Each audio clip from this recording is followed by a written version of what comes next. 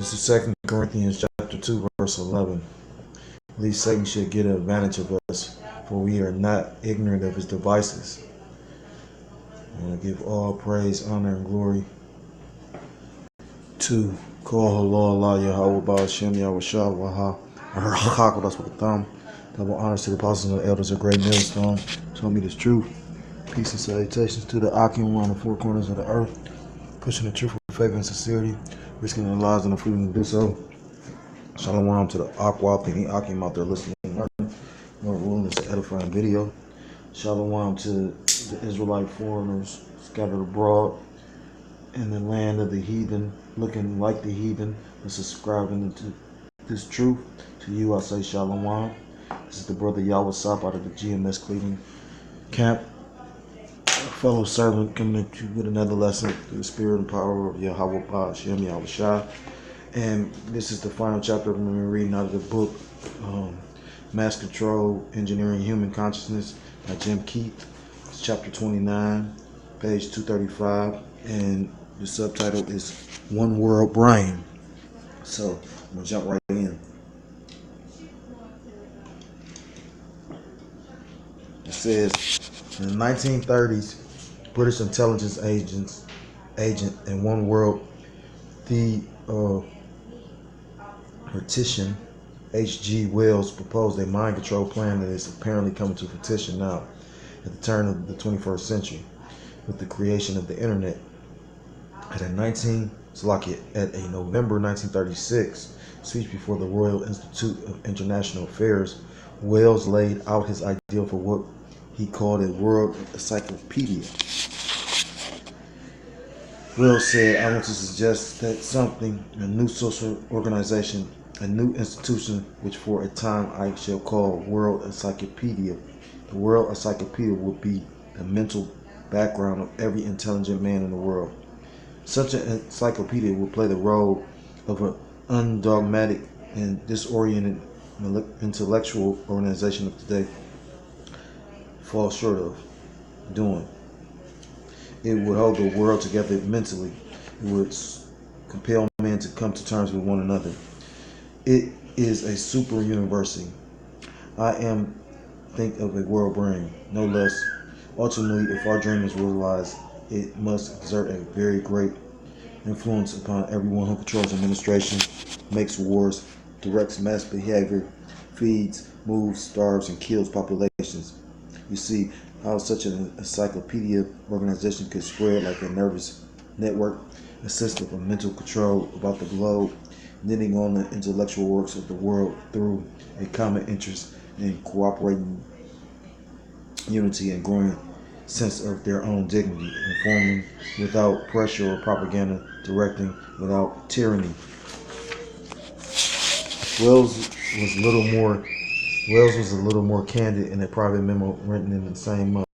The universities and the associated intellectual organizations throughout the world should function as a police of the mind. Policing of the mind is precisely the danger of the internet. Although at first blush, the possibility of a communications medium that is egalitarian in its ability to accommodate both individual and media monoliths is exciting. The apparent freedom of the internet be transitory and illusory.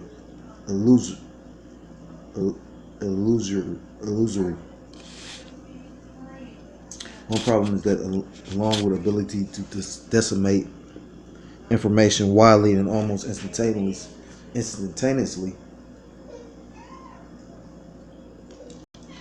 due to its technical flexibility, the internet also has the potential for assimilating, for literally devouring all of the major information sources on the planet.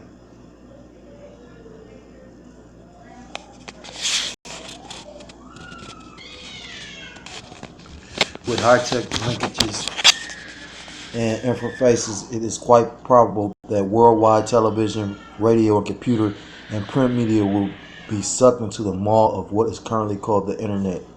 All of these information and communication sources are gradually being linked together into a single computerized network, providing the opportunity for unheralded heralded control of what will be broadcast, what will be said, and ultimately what will be thought.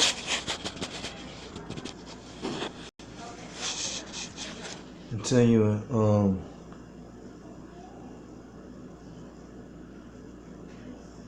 what Hot says, all of these information and communication sources are gradually being linked together into a single computerized network, providing an opportunity for unheralded control of what will be broadcast, what will be said, and ultimately what will be thought. The internet provides the ability for almost instantaneous monitoring of the content of communication. It is possible that it is possible that the wide open information frontier of the internet that is currently exists is going to be a temporary thing, and that a program of increased monitoring and regulation, as well as a more aggressive use of mind control, such as foreseen by Dr. Persinger, will emerge. And I skipped over the chapter about Dr. Persinger. It went into the Persinger plan, so I might go back and bring that out. But the point is, to show you how prophetic this all is, you literally seeing this happening today. We literally watching how they allow people to access like a venue or a platform like YouTube, and then build it up, and then because at the end of the day, you're not. I was just telling somebody this. You're not getting real information and real news from your local Fox 8 or your Fox or your Channel 19 and none of that shit. You'll get more up to date and more relevant news on the YouTube by independent news source, by basically somebody that hasn't sold out or is pushing an agenda because they're paid to push the agenda. But now you see, right now, at this exact moment, YouTube is being regulated. And it's just amazing because, like they said, now they're pushing shows, and it's cool. Or you can still have a platform if you want to talk about some goofy shit. Like World Star Hip Hop is not going to be affected by this, but the truth will. And you don't think this place is satanic. That's why the Most High took that fat motherfucker out that started World Star Hip Hop. Do you know how demonic World Star Hip Hop is for real? It says when NBC and Microsoft launched their joint venture MSNBC, an attempt to link television and the internet, newscaster and CFR member. I never knew that Tom Brokaw was a member of the Council of Foreign Relations. We can't let that generation and the whole segment of the population just slide away out of the internet and retrieve what information it wants without being in on it. In China, they have also not held their tongues about what they see as the necessity of internet control. Xi Hong, an advocate of government monitoring of the net, has said the internet has been an important technical innovator where we need to add another element, and that is control. The new generation of information superhighway needs a traffic control center. It needs highway patrol. Users require driver's licenses. These are the basic requirements for any control environment. And at the end of the day, basically, by them regulating, that means they control the content that's involved. And if you, that's just like with the chip. When you really go into actually information and learning and studying about the chip, not only will they be able to track you, but it also, your body has an electric current in it. This chip actually is powered off that electric current. I remember, I forgot what documentary I watched, but the guy that made 48 Hours, Trading Places, can't think of the guy's name. The elders bring him up a few different times, but he died. But he made that documentary, and he did that exposing about the Rothschilds and whatnot. As far as they wanted to chip everybody. And he said, well, what is your ultimate plan? And basically, he's like, to chip everybody. He's like, if they don't follow suit, basically, you're going to turn your chip off. So, this isn't far-fetched. You get what I mean? Is the idea that the internet can be used for increasing surveillance on the public, just paranoia on my part,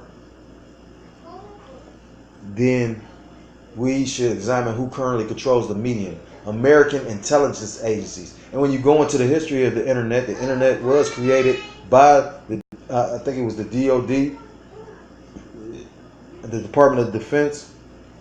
But this was all a government project, you know. I'm gonna stop there.